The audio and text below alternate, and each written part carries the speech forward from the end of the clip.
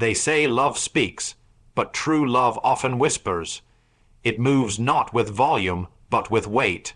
The world has conditioned us to equate love with words' grand confessions, emotional declarations, poetic promises. But the essence of love, the kind that endures storms, betrayal, silence, distance, isn't found in what is said. It's found in what is given, and often what is given up. True love is sacrificial by nature. It is not rooted in the need to be seen or applauded. It does not seek validation through words, but through action, quiet, intentional, often inconvenient. When someone gives up their time, when they bend their will, when they put your needs above their own comfort, they are speaking a language deeper than the tongue can utter. It is the language of sacrifice, and this principle isn't just psychological, it's divine. All through Scripture, love is defined not by how God spoke, but by what he gave. For God so loved the world that he gave a love that does not cost anything is not love. It is sentiment. Love that cannot endure discomfort is not love. It is emotion dressed in shallow commitment. We know this intuitively. We recognize it in the mother who wakes before dawn to prepare for her child, in the friend who stays on the phone through your midnight tears, in the spouse who quietly absorbs the pressures of life so you don't have to bear them alone. They may never say the words, but they don't need to. We live in a generation hungry for affirmation but starving for substance. We chase after words that echo but do not anchor us. The tragedy is that we often overlook the love that is most real because it is least loud. We miss the ones who are sacrificing for us because we're listening for something louder, flashier, easier to quote. But love doesn't need to be quoted. It needs to be lived. It needs to be seen in the daily laying down of pride, of time, of ego, of convenience. So if you want to know whether someone truly loves you, don't ask what they've said. Look at what they've given asterisk. Look at what they've lost asterisk on your behalf. Because where there is true love, there is always sacrifice. Not always grand, but always real. Love proves itself not in what it proclaims, but in what it surrenders. That is the sign you cannot ignore. If sacrifice is the foundation of true love, then consistency is its structure. In a world that celebrates spontaneity and emotional highs, we've come to mistake intensity for intimacy. But anyone can be passionate in a moment. Anyone can show up once with flowers and a smile. That's not the test. The real test, the quiet, often overlooked test, is consistency. The ability to show up, not once, but again and again, when no one's watching, when no one's applauding, when it's inconvenient, and even when it's hard. Love that's real is not just an event. It's a rhythm. It doesn't flicker with feelings. It flows with faithfulness. You see it in the way someone checks in, not just on the good days, but on the ordinary ones. You hear it in the tone that doesn't change with mood, in the presence that doesn't leave when the shine wears off. In relationships, people often wait for dramatic proof, grand gestures, poetic words, sudden revelations. But love often doesn't shout. It repeats. It shows up in the same way, with the same care, the same honesty, the same quiet strength. The deepest relationships are not built on the mountaintops of excitement, but in the valleys of repetition. That's where trust is born, and trust is what love walks on. Not every day will feel like a movie, but the one who keeps walking with you, even when the lights are off and the script is boring, that's someone who loves you. Even psychologically, the human heart leans toward patterns. We learn who we can rely on by watching over time. Not by what someone says on day 1, but by what they do on day 30, on day 300. Faithfulness is a language, and it's a language spoken fluently by those who love deeply. God, in his very nature, is consistent. I am the Lord. I do not change, he said. Why does that matter? Because love cannot flourish in unpredictability. A heart cannot thrive in chaos. Stability is a gift, and the one who offers it day in and day out is giving something rare, something divine. So if you're looking for love, don't just look for sparks. Look for steps, repeated ones, steady ones. Because love, when it's real, is not proven by how loud it begins, but by how faithfully it continues. Consistency isn't glamorous, but it's glorious, and it may be the truest love language of all. One of the most telling signs of true love isn't what's spoken, but how a person holds your weakness. Not just your victories, not just your charisma or confidence, but your brokenness, your fears, your insecurities, your shadowed places. You see, anyone can celebrate your strength, but only someone who loves you truly can carry your vulnerability with honor. Love that's genuine creates space, a sacred space where masks fall away and you're not judged for the cracks in your foundation. In that space, the other person doesn't rush to fix you or lecture you. They listen, they remain. They carry your emotional weight not to dominate or manipulate, but to protect, to understand, to gently walk with you toward healing. In psychology, we call this asterisk emotional holding asterisk. It's when one person becomes a safe container for another's emotional world.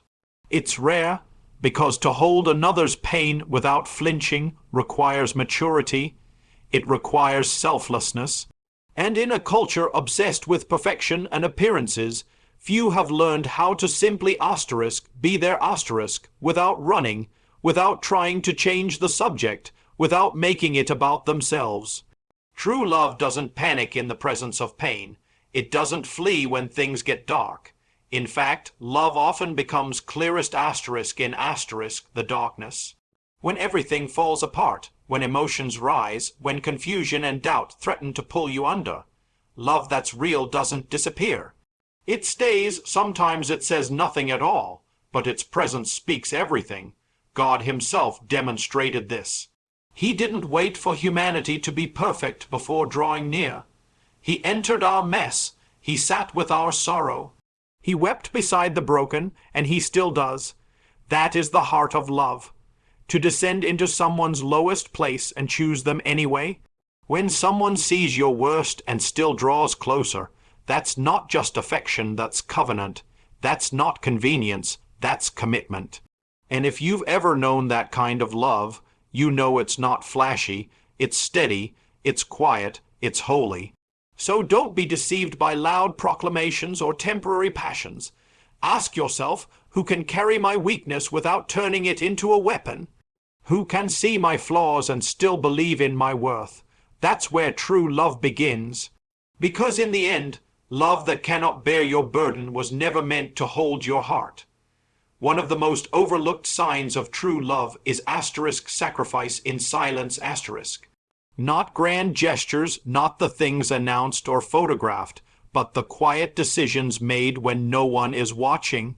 True love doesn't seek applause. It gives without needing to be seen, and that's what makes it powerful. In today's world, so much of what we call love is transactional. I'll love you as long as you give me something in return. Your attention, your validation, your loyalty. But real love doesn't count the cost. It doesn't look at the balance sheet of who gave what last. It simply chooses again and again to put the other first, even when it's inconvenient, even when it costs something deeply personal. The Bible says, asterisk, greater love has no one than this, to lay down one's life for one's friend. Asterisk, that doesn't only mean dying in a physical sense. It also means laying down pride, ego, time, comfort. Laying down the right to always be understood, to always be right. It means surrendering the need to win in an argument so that connection can live another day. In real relationships, this kind of love manifests not in public declarations, but in private decisions.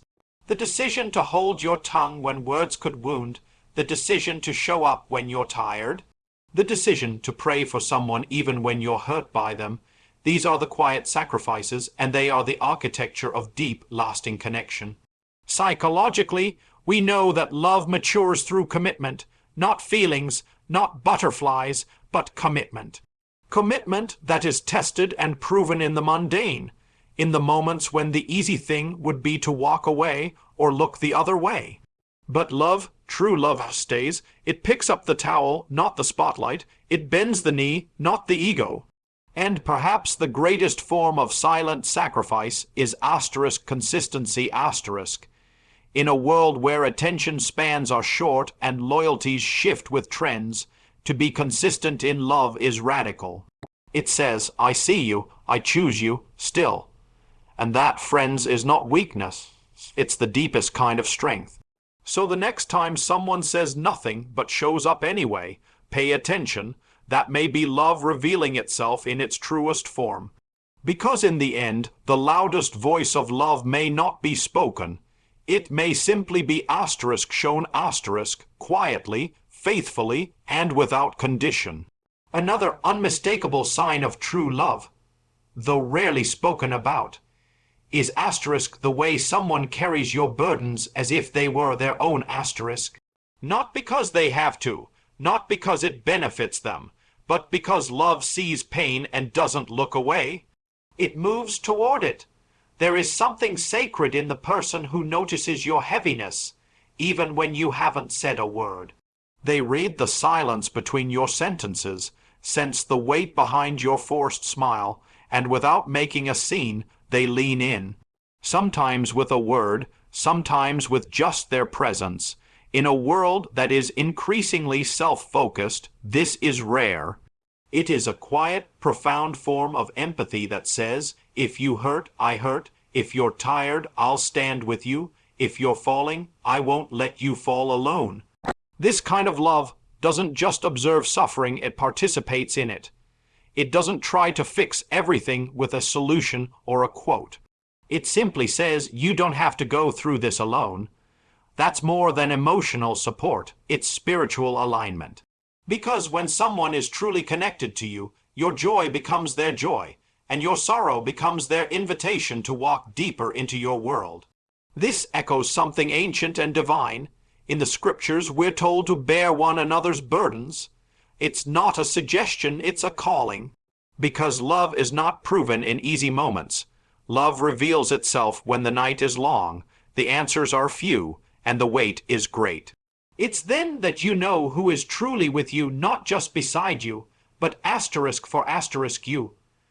From a psychological perspective, this kind of love fosters safety. And safety is the soil where trust takes root. It tells the heart, you're not too much. Your struggle isn't a burden to me. I'm not going anywhere. When that kind of message gets through, it changes something at a core level. It tells the soul that it's seen, known, and worthy, even in its weakest form. We live in a time where many are surrounded by people but feel deeply alone, and yet one person, just one, willing to shoulder your pain with love can make all the difference. That is not casual affection. That is covenant love. The kind that doesn't break under pressure, but becomes more radiant because of it. So if someone carries your burden without being asked, recognize it, honor it, and above all, be that for someone else. Because love that steps into pain is the kind that changes lives, and in some cases even saves them. Another mark of true love, though often hidden in plain sight, is the ability to speak truth even when it's uncomfortable. Not to control, not to condemn, but to care. In a world increasingly driven by flattery, avoidance, and surface-level validation, someone who dares to speak into your blind spots is not your enemy. They may be your greatest ally. Because love is not silence in the face of self-destruction. Love is not passive agreement with everything you do.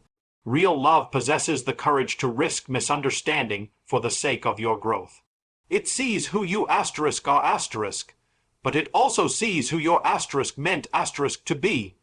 And it cannot remain quiet when you're walking away from that purpose. It's easy to surround ourselves with people who only echo back what we want to hear.